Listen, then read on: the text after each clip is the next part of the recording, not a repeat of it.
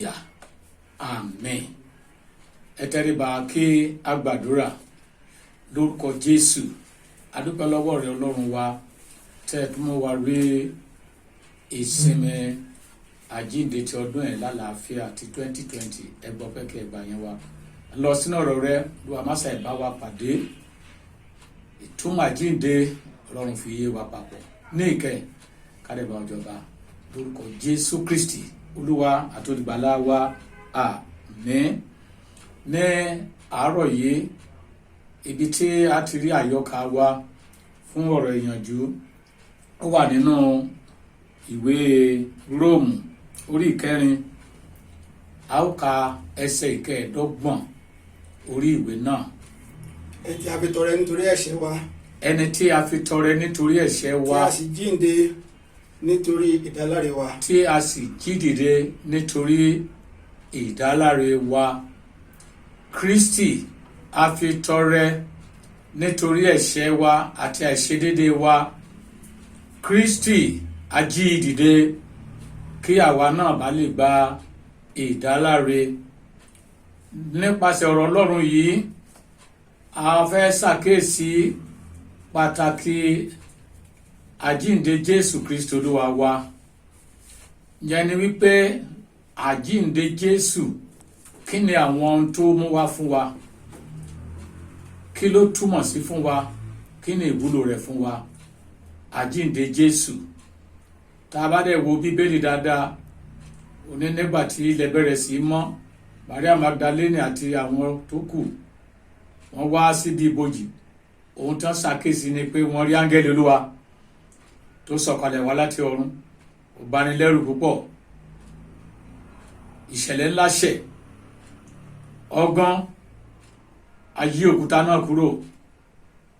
Bẹ́ẹ̀ náà ni gbogbo àwọn olùṣọ́ wọn wárìrì, wọ́n ṣubú lulẹ̀, wọ́n dẹ̀ dàbí òkú nítorí ẹ̀rù áńgẹ́lì Olúwa náà.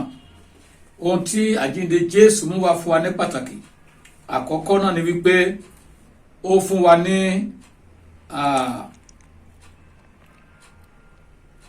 ìmọ̀ tí ó péye. Àjíǹde Jésù yìí gẹ́gẹ́ bí àwa onígbàgbọ́ yẹn ni pé ó fi wá fún Ọlọ́run ní ẹ̀bùn àyè mímọ́. Ó dẹ̀ fi wá fún Ọlọ́run pé a ti di ọmọ, a ti di ẹni ìjọba ọ̀run, pé látòní lọ àti kúrò ní ipò ìdálẹ́bi àti bọ́ sípò ìdáláre gẹ́gẹ́ bí a ti kà nínú Bíbélì. Lọ́nà mìíràn ẹ̀wẹ̀ àjíǹde Jésù Olúwa yìí pàápàá òun náà ni ó gbé Jésù sókè láti jẹ́ orí ìjọ, nítorí pé àti ìrí ẹnikẹ́ni tó kú tó jíǹde àfi Jésù Kristi nìkan tó kú tó dẹ̀ jíǹde. So àjíǹde Jésù ó sọ ìjọ di alágbára, ó dẹ̀ sọ Jésù di orí. Lẹ́yìn àjíǹde rẹ̀ Bíbélì wípé Ọlọ́run ti forúkọ kan fún ọ̀gá ju orúkọ lọ, pé lórúkọ Jésù Kristi gbogbo eékún ni kó máa wólẹ̀. Ó ní ó sì ti gbé e ga gidigidi. Pàtàkì àjíǹde Jésù nìyẹn. Ohun gbogbo a rẹ̀ ti fi sí abẹ́ ẹsẹ̀ Jésù nígbà tó jíǹde. Pàtó jíǹde yìí lóhun gbogbo wá sí abẹ́ rẹ̀. Yẹn ni pé gbogbo ìṣàkóso pátápátá a fi fún Jésù Olúwa, nítorí pé àjíǹde rẹ̀ ó tayọ. Àwọn èèyàn ti ń kú, àwọn alágbára ti kú, wọn ò jíǹde. Jésù nìkan ló kú tó sì jíǹde.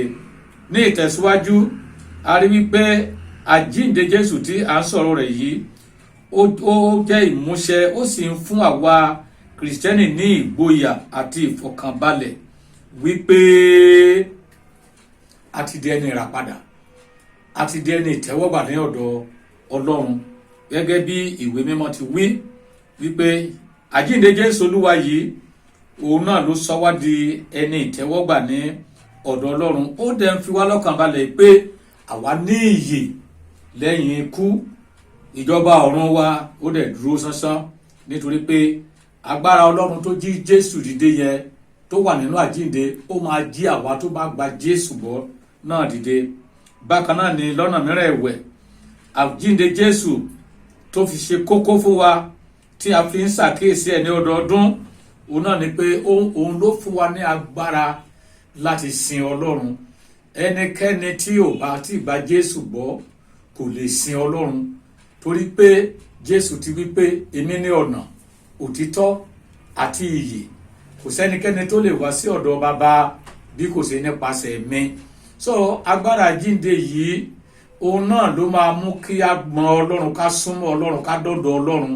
Òun ló máa gbé wa dé ọ̀dọ̀ Ọlọ́run, torí pé àjíǹde yìí, agbára jíǹde yẹn ló gbé Jésù lọ sókè ọ̀run tó sì dúró lọ́wọ́ ọ̀tún bàbá.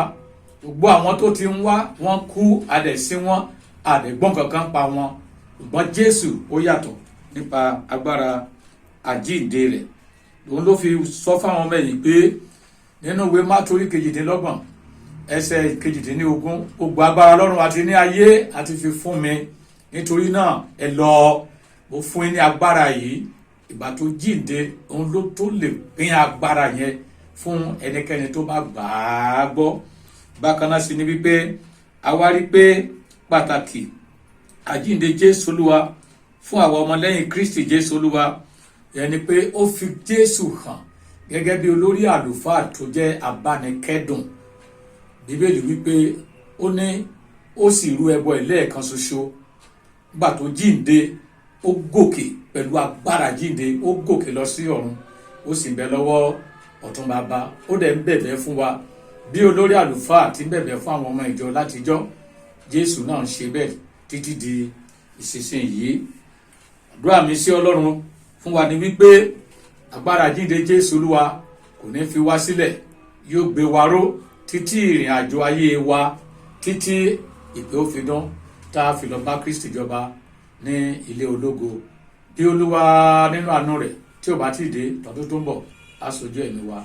A kí wa pé a kú ọdún o, a ó ṣàmọ̀dún, kó dá kó bùkún ọ̀rọ̀ rẹ̀. Ẹ já gbàdúrà. Bàbá, lórúkọ Jésù Olúwa, a dúpẹ́ fún ọ̀rọ̀ tó ti jáde. Olúwa fi agbára fún nínú ayé wa, agbára jíǹde mọ́jọ fi wálẹ̀, lórúkọ Jésù Kristi Olúwa wa.